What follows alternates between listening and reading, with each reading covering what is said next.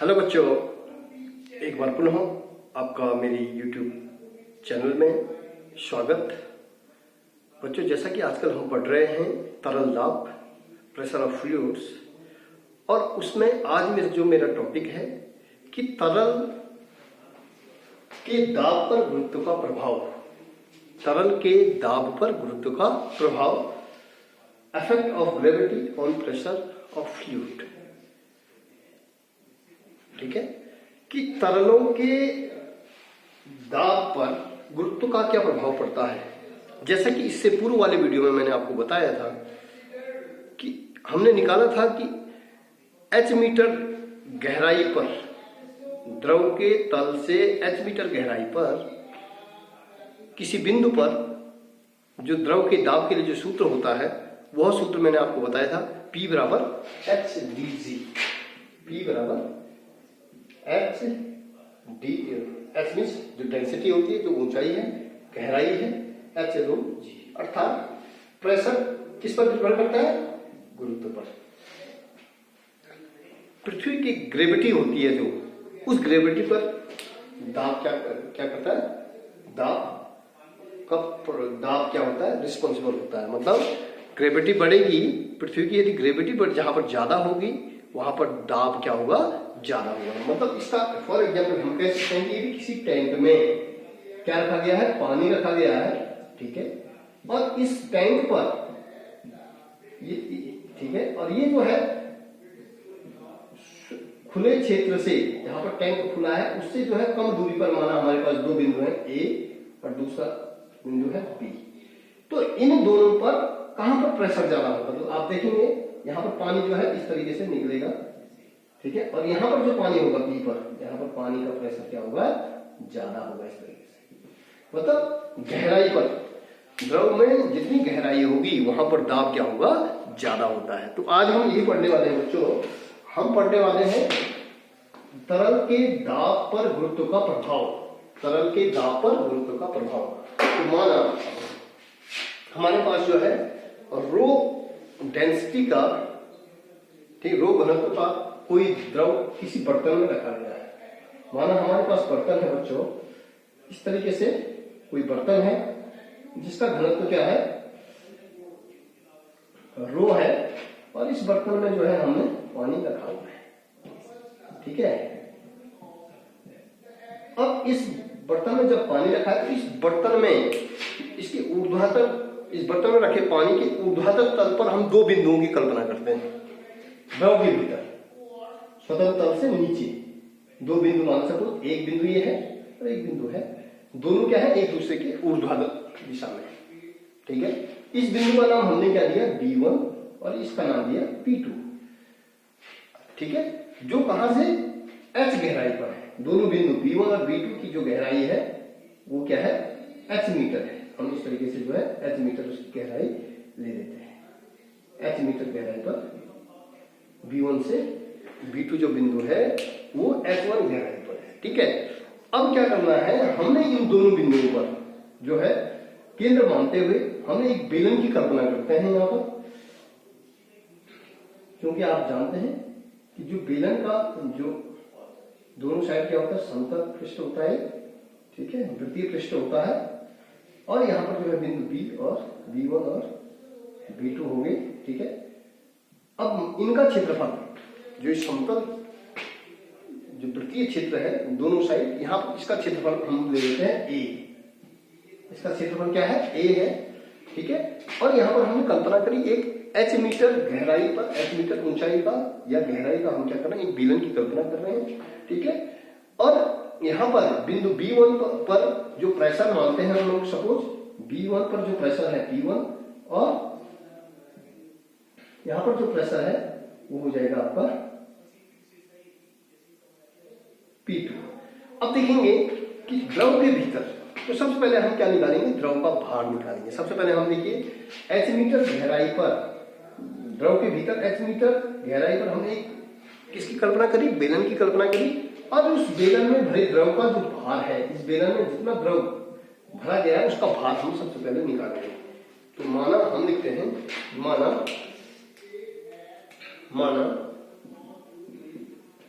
रो घनत्व का द्रव किसी बर्तन में रखा गया है, बर्तन में रखा गया है, बर्तन में, बर्तन के भीतर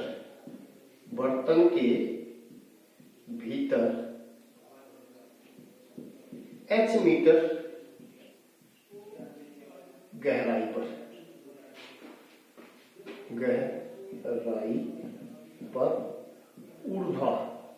ऊर्ध्वाधर दिशा में दो बिंदु B1 तथा B2 लेते हैं।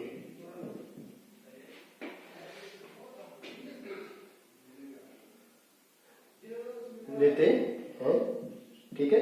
अब इन बिंदुओं को, दोनों बिंदुओं को केंद्र मानते हुए, दोनों बिंदुओं को केंद्र मानते हुए हम एक बेलन की कल्पना करते हैं। हम एक बेलन की कल्पना करते हैं। ठीक है। अब बेलन की हमने कल्पना करी और बेलन का जो वृत्तीय क्षेत्रफल है, ये उसका क्षेत्रफल है, बेलन का वृत्तीय क्षेत्रफल,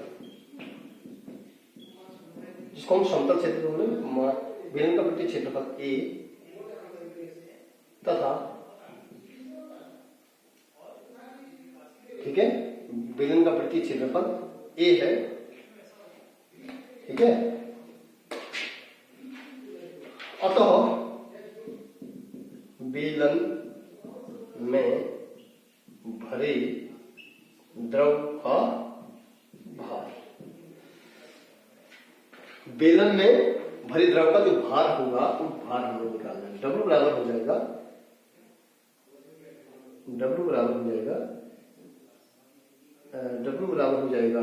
जो भार हो जाएगा हमारा, वो भार हो जाएगा M into G।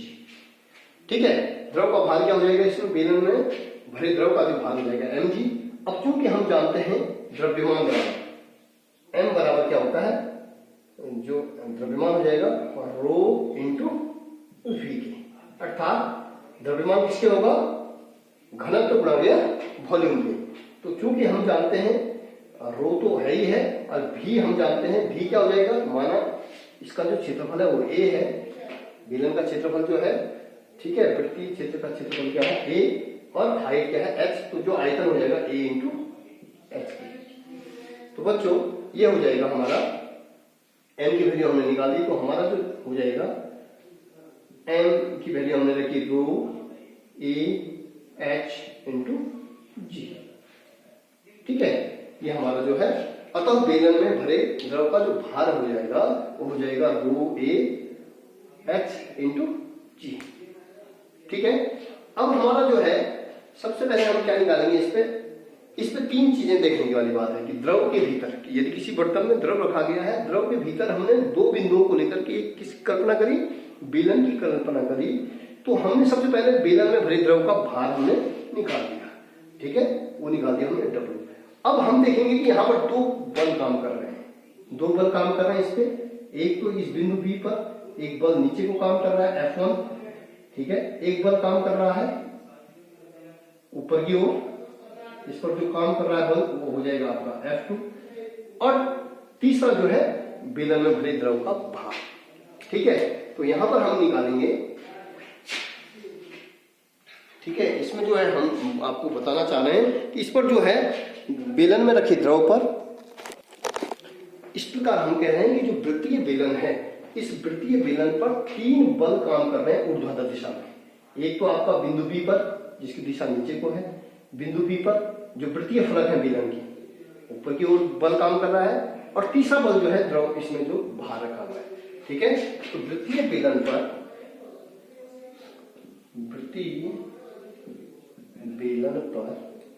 या बेलन पर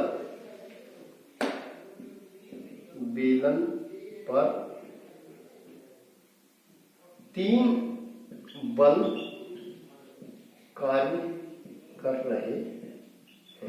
बेलन पर तीन बल काम कर रहे हैं। एक तो बिंदु B पर, बिंदु B1 पर F1 बल, बिंदु B पर, B2 पर, बिंदु B2 पर क्या हो जाएगा, F2 बल। ठीक है, तथा द्रव का बहाव। मतलब जो ये काल्पनिक बेलन है, काल्पनिक बेलन पर काल्पनिक बेलन पर तीन बल काम कर रहे हैं। बिंदु B पर बल की दिशा नीचे को, ठीक है, बिंदु B2 पर बल की दिशा ऊपर की ओर, और एक काल्पनिक जो बेलन है उसमें जो द्रव भरा हुआ है उसकी दिशा जो है, उसकी दिशा क्या है, नीचे की ओर है। तो चूंकि आप जानते हैं कि यहाँ पर बिंदु B पर मैंने कहा कि द्रव में जो प्रेशर है वो P1 है, और बिंदु B पर जो प्रेशर है वो P2 है। तो अतः F1 हमारा हो जाएगा, F1 बराबर हो जाएगा P1A, ठीक है, और F2 बराबर हो जाएगा P2B। बिंदु B पर बल, बिंदु B पर बल F1, बिंदु B पर F1, या बिंदु B पर जो बल हो जाएगा वो F1 हो जाएगा, और ये हो जाएगा बिंदु, ये है B पर, बिंदु B1 पर बल F1 और बिंदु B पर बल जो है F2 होगा। ठीक है, तो ये हो जाएगा हमारा P2A। ठीक, अब मैंने आपको बताया बच्चों, जैसा कि मैंने आपको बताया कि जो बल है वो काम कर रहे हैं इस पे, जो ये बल है ये बल काम कर रहे हैं काल्पनिक बेलन पर, ऊर्ध्वाधर काम कर रहे हैं। तो चूंकि हम जानते हैं बिंदु B1 पर बल F1 बराबर हो जाएगा P1A, बिंदु B2 पर बल F2 ये हो जाएगा P2A। ठीक है, तो जो बल है काल्पनिक बेलन पर, कुल बल काल्पनिक बेलन पर जो कार्य करने वाला जो बल हो जाएगा, काल्पनिक बेलन पर जो काल्पनिक बेलन पर ऊर्ध्वाधर दिशा में कार्य करने वाले बल, ये हो जाएगा, जो बल होंगे वो हो जाएंगे बराबर जो F1 plus F2 plus W। बेलन में द्रव का भार। तो हम देख रहे हैं कि B1 पर जो बल काम कर रहा है F1, उसकी दिशा जो है नीचे की ओर है, तो ये हो जाएगा P1A धनात्मक में। F2 की दिशा ऊपर की ओर है, तो ये हो जाएगा माइनस P2A, प्लस जो बेलन में द्रव का भार है वो है H रो, और ये हो जाएगा, ये हमारे पास था, ये था, ये हो जाएगा हमारा, चूंकि हमने अभी जो भार निकाला था वो हमने, भार हमने निकाला था H, ये जो भार अभी हमने निकाला वो भार हमने निकाला था, तो भार हो जाएगा, मैंने बताया था आपको कि जो काल्पनिक बेलन है उसका भार हो जाएगा AH रो G। ये तीन चीजें हैं, ये किसके बराबर हो जाएगा, भार के बराबर हो जाएगा। ठीक है, तो जो अब आप देखेंगे द्रव के भीतर, जो भार है, जो ये भार होगा, जो ये बल है, ये बल मैंने आपको दिखाई। काल्पनिक बेलन पर ऊर्ध्वाधर दिशा में, काल्पनिक बेलन पर ऊर्ध्वाधर दिशा में 3 बल काम कर रहे हैं, एक नीचे की ओर, एक ऊपर की ओर, एक काल्पनिक बेलन में भरी द्रव का। अब आप देखेंगे कि जो बेलन के बाहर इसके जो वक्र पृष्ठ हैं, इन वक्र पृष्ठों पर ऊर्ध्वाधर दिशा में या अभिलंबवत क्या कर रहे हैं, बल काम कर रहे हैं। इस तरीके से इस पर बल काम कर रहा है, इस पर बल काम कर रहा है, और इनका जो परिणामी बल होता है वो क्या होता है, शून्य होता है। ठीक है, तो जो परिणामी बल हमारा क्या हो जाएगा, ये शून्य हो जाएगा, क्योंकि जो काल्पनिक बेलन है, काल्पनिक बेलन के बाहर जो वक्र पृष्ठ हैं, इसके जो वक्र पृष्ठ हैं, वक्र पृष्ठों पर जो बल है वो अभिलंबवत काम कर रहा है, तो वहां पर जो परिणामी बल होगा वो शून्य होगा, क्योंकि काल्पनिक बेलन के वक्र पृष्ठों पर बल कार्य कर रहे हैं। ठीक है, वक्र पृष्ठों पर बल कार्य कर रहे हैं, तो परिणामी बल जो होगा, तो परिणामी बल शून्य होगा।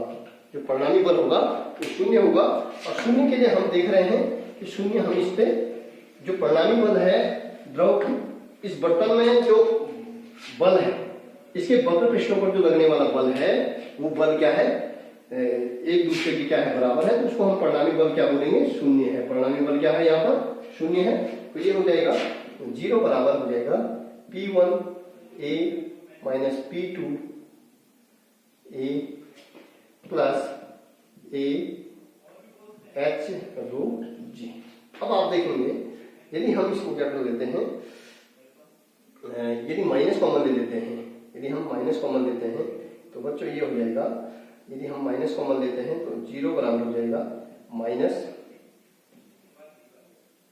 ठीक है, माइनस हमने कॉमन ले लिया, तो ये हो जाएगा, यदि इसको हम लिख सकते हैं P2A minus P1,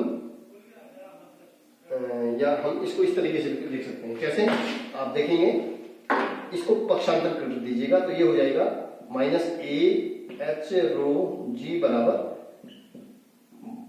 P1A minus P2A, या हम इसको जो है माइनस कॉमन ले लेंगे, तो माइनस कॉमन लेने के बाद हमारा ये हो जाएगा P2A माइनस P1A, तो माइनस माइनस क्या हो जाएगा, प्लस हो जाएगा, तो ये हो जाएगा P2A minus P1A is equal to हो जाएगा AH रो G। ठीक है, तो ये बच्चों, अब यहां पर हम क्या कर लेते हैं, A कॉमन ले लेते हैं। क्या ले लेते हैं, A कॉमन हमने ले लिया, तो ये हो जाएगा P2 माइनस P1 बराबर AH रो G। ठीक है, यहां पर जो है A से A क्या हो गया, कैंसिल हो गया, A से A कैंसिल हो जाता है, तो P2 माइनस P1 बराबर H row G। P2 minus P1 बराबर हो जाएगा H रो G। तो बच्चों, इस सूत्र से हमें ये सिद्ध होता है कि हमने हमेशा बताया कि द्रव के भीतर जो बिंदु h मीटर गहराई पर जो 3 चीजें, इससे जो है हमें क्या सिद्ध होता है कि द्रव के भीतर P2 is greater than P1, मतलब द्रव के भीतर h मीटर गहराई पर दाब क्या होगा, ज्यादा होगा, और द्रव के सतह पर, स्वतंत्र तल पर, यदि स्वतंत्र तल से कम दूरी पर यदि कोई बिंदु है, वहां पर दाब क्या होगा, कम होगा। ठीक है, तो इससे जो है हमारा जो है, इससे सिद्ध होता है कि P2 मतलब h मीटर गहराई पर हमेशा दाब क्या होता है, ज्यादा होता है। ठीक है, दूसरी चीज हमें इससे क्या सिद्ध होती है, ठीक है, सबसे पहले हमने बोला P2 is greater than P1 की। दूसरी चीज बच्चों मैंने आपको बताया, यदि G बराबर शून्य कर देते हैं, यदि ग्रेविटी हम शून्य बोलते हैं, तो यह हो जाएगा, यदि G शून्य कर देते हैं तो क्या हो जाएगा, ये शून्य हो जाएगा, तो P2 बराबर P1। ये जैसा कि हम ऊपर पढ़ चुके हैं, हमने कहा कि h मीटर गहराई पर हमेशा जो है दाब क्या होता है, ज्यादा होता है। तो बिंदु बी एच मीटर गहराई पर अर्थात P2 पर दाब क्या होगा, ज्यादा होगी। लेकिन यदि हम यदि मान रहे हैं कि उस जल में जो है ग्रेविटी अनुपस्थित होता है, गुरुत्वीय क्षेत्र क्या है, अनुपस्थित है, तो जी को हम क्या कर देते हैं, शून्य कर देते हैं।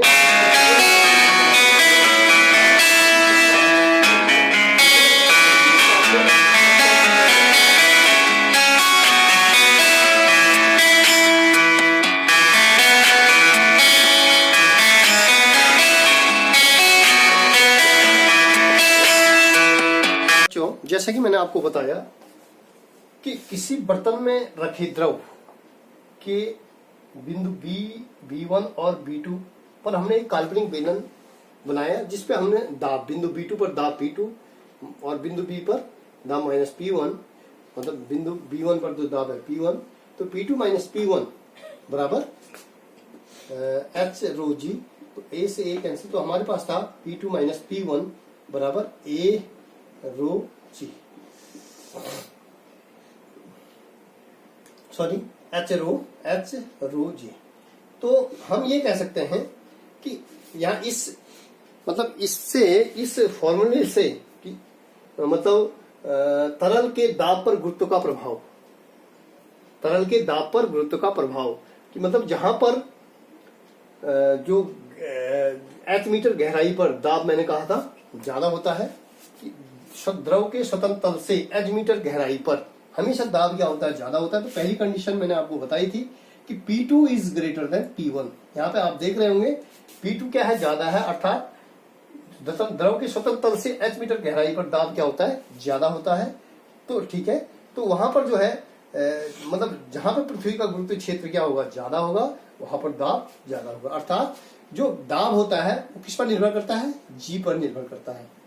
गुरुत्वीय क्षेत्र, पृथ्वी का गुरुत्वीय क्षेत्र बढ़ेगा, जहां पर गुरुत्वीय क्षेत्र ज्यादा होगा वहां पर दाब क्या होगा, ज्यादा होगा। तो बोलने का मतलब द्रव के स्वतंत्र तल से एच मीटर गहराई पर जो बिंदु B2 हम ले रहे हैं, उस B2 पर दाब क्या होगा, P2 क्या होगा, ज्यादा होगा। ठीक है।